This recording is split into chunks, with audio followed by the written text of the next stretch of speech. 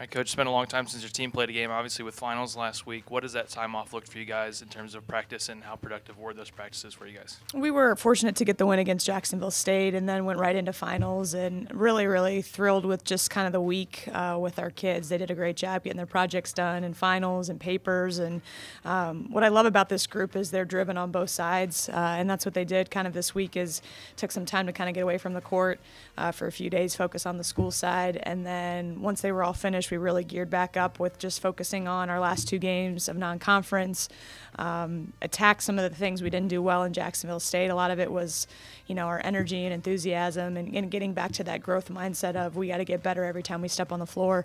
We've now had some time to get extra shots in, get in the weight room a little bit more, and get better at ourselves first before moving on to our two opponents this week. You mentioned it briefly. This week's going to be wrapping up conference play with 2 games.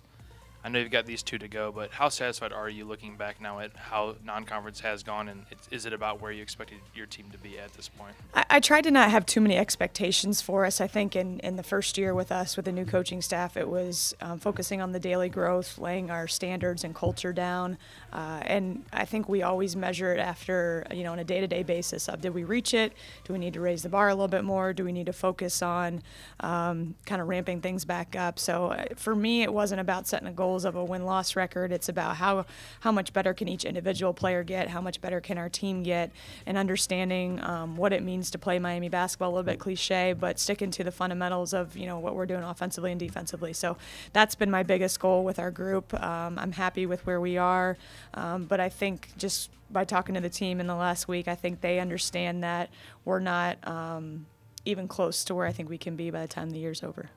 Kind of going off that, is there any difficulty this time of year when you've got a week off, basically? You've got 2 games, non-conference, right before you ramp up with conference play, and then you're off again before that even starts. Is it hard to kind of keep a focus with your team this time of year? Yeah, I think every coach in America goes through it right now, is that balance of giving them enough rest, keeping them focused on obviously their schoolwork to finish up with finals, but then obviously we're still trying to win basketball games, and I think we've talked a lot about that. I'm a coach that's going to kind of put everything out there of just even how many days left you have till Christmas break, of just focusing on one day at a time. Can you give your max energy and effort and enthusiasm this week, and then you get a couple days to be home with your family and all that. But what we're also talking about is, even the whole year we've been saying, hey, this is about getting us ready for MAC play.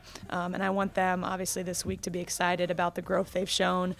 They get a little bit of a break, and then it's like, man, this is what it's all about now in January and February and March of attacking the MAC. And I know the coaching staff's excited because we haven't really gone through it quite as much as our kids have. But, yeah, it's a delicate balance, too, with keeping them in shape, keeping physicality within the weight room, and making sure they're strong while they're still taking a little bit of time off with the finals and everything.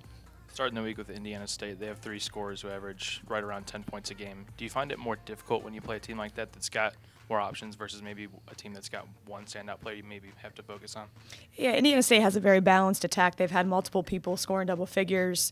The Bibbins kid inside is very, very good, athletic, kind of a double-double machine. We were watching a clip of her, extending, and about her fingers are about two inches from the rim, so she's got some bounce. And then their guards are solid. They all can hit threes. They can get to the rim.